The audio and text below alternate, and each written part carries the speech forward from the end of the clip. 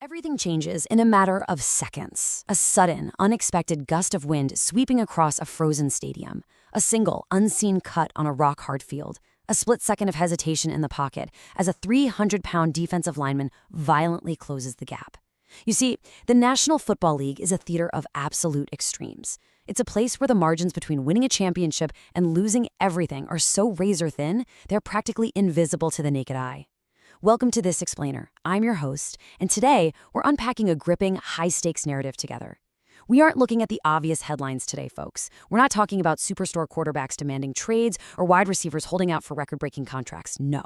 We are looking into the shadows. We are examining the foundational, microscopic decisions that quietly yet violently decide whether a franchise's season ends under a shower of confetti or in the bitter, silent, bone-chilling cold of an early January exit.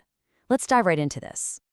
We're pulling back the curtain on an organization that understands exactly how precarious success truly is. We are heading up north to Green Bay. In the relentless, unforgiving landscape of professional football, it is rarely the blockbuster free agent signing that secures a championship ring, and this is especially true for the Packers. They don't reside in Los Angeles, they aren't down in Miami, they simply cannot buy a championship with glitz, glamour, and massive offseason spending sprees. For Green Bay, the draft and the undrafted free agency period, that is the absolute lifeblood of the franchise. It's the hidden, granular roster moves that actually matter most. The quiet, desperate battles fought in the absolute depths of the depth chart. What we are looking at today is the ultimate blueprint for survival. Because the truth is, the difference between victory and defeat lies in the smallest of details. The offseason is absolutely not a vacation, it is a war room. Every single choice, every single draft pick, every late-round flyer carries massive, franchise-altering gravity. Think about what this team looks like when December finally rolls around, when the snow begins to fall in sheets across Wisconsin, when bodies are deeply battered and muscles are literally torn apart by week 14. The stars, they are exhausted. In those freezing, desperate moments, it's these seemingly minor offseason decisions that are called upon to hold the line. It's the guys fighting tooth and nail for the 52nd and 53rd spots on the roster who end up making the season-saving tackle. Today, we are going to meticulously examine two specific, heavily debated micro-battles in Green Bay that perfectly capture this gritty reality. But before we step inside that war room, I have a quick reminder for you. We dive deep into the granular details of the sport here, bringing you the most structured, heavily researched analysis possible. Your channel is NFL Nexus. Subscribe to the channel, like this explainer, and comment on what you thought. Support the channel by becoming a channel member. We genuinely rely on your backing. Your support is exactly what allows us to keep bringing these cinematic, high-stakes explainers directly to you, peeling back the intricate layers of the game we all love. All right, let's return to the draft. Let's set the scene. It's the 2026 NFL Draft. We are in the later rounds. Day 3 is typically pure, unadulterated chaos. This is the point where front offices across the league are essentially throwing darts in the dark, right? They're hoping against hope to find a backup linebacker who might eventually play special teams, or maybe a developmental guard who desperately needs 3 years in an NFL weight room. But the tension inside Green Bay's draft room was entirely different. They weren't just throwing darts. They were about to execute a move that would immediately raise eyebrows across the entire league. A move born not out of routine, but of absolute, unyielding conviction. The question everyone was asking was this: why surrender draft capital for a kicker?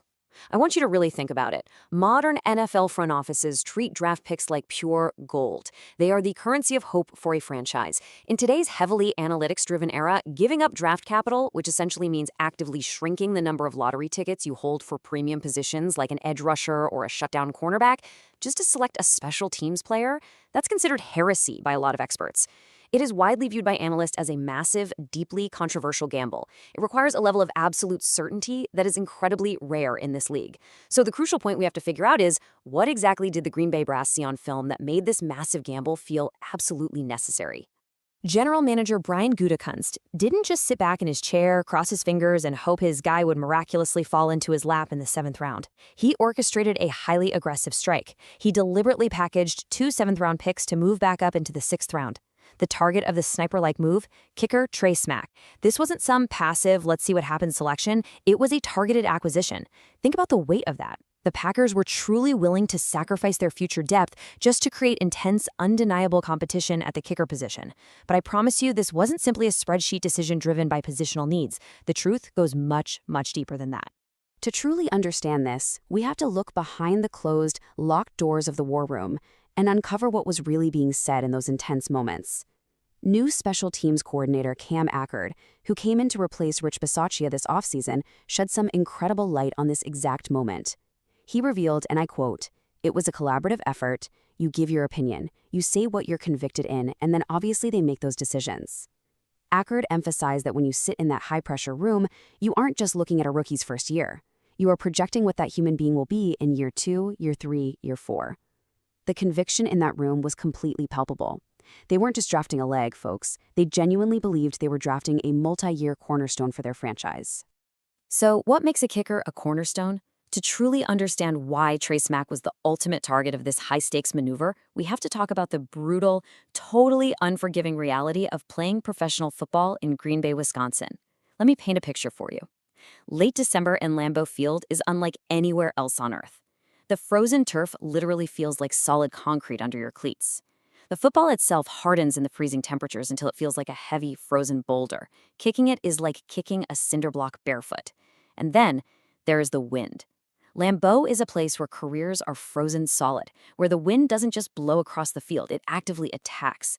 Trace Mack wasn't just another prospect sitting by the phone hoping for a call. There was a strong national consensus that he was the absolute best kicker in the entire 2026 class. Draft analysts everywhere praised his leg for having both elite power and pinpoint accuracy. But according to Cam Ackard, it was one specific, microscopic mechanical trait that totally separated him from the rest of the pack. It was his consistency.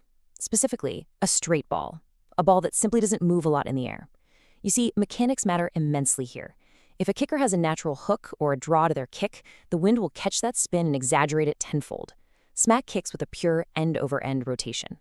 In the NFL, flair and drama will get you noticed on social media, for sure, but repeatability, absolute mechanical repeatability, is the only thing that keeps you employed. I want you to let this number sink in for a moment. 14. This isn't a jersey number, it isn't a Vegas point spread, it represents a 14-mile-per-hour crosswind. This is the invisible, highly chaotic defender that lives inside Lambeau Field.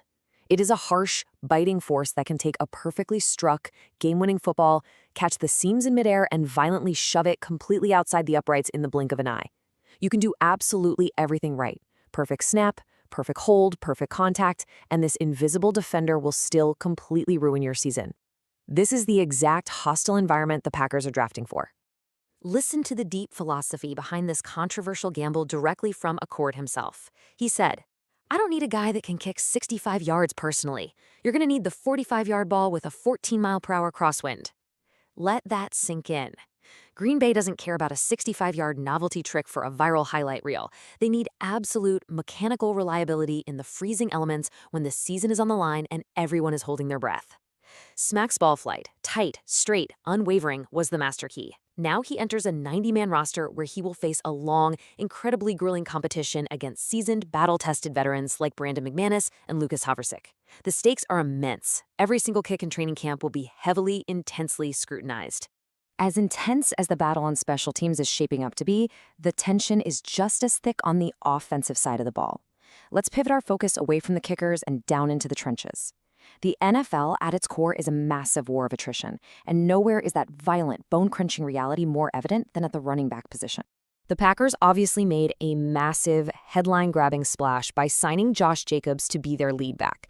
Make no mistake, he is the undisputed workhorse of this offense. But the running back position is entirely defined by brutal, high-speed collisions. In this league, even the most durable Iron Man lead back is always one vicious hit, one awkward plant of the knee in the turf, away from the medical tent. So the haunting question lingering over the front office is this: who is the ultimate insurance policy? The search for the number 2 running back behind Jacobs isn't some offseason luxury. It is a grueling, desperate battle for survival. Think about it. How quickly does a Super Bowl window slam shut without a competent secondary back to carry the load when the starter goes down? It is a critical piece of the championship puzzle that absolutely must be solved before September.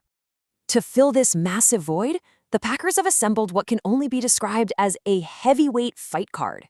These aren't just players. These are the backfield gladiators. You have Chris Brooks, the physical blocker, Pierre Strong bringing the explosive speed, Damian Martinez unleashing devastating power, and Marshawn Lloyd, the tragic, undeniable X-factor. 4 entirely different weapons, 4 desperate men fighting for one crucial roster-defining role, knowing that their NFL livelihoods literally hang in the balance. Let's break down their respective arsenals and see what they bring to the field.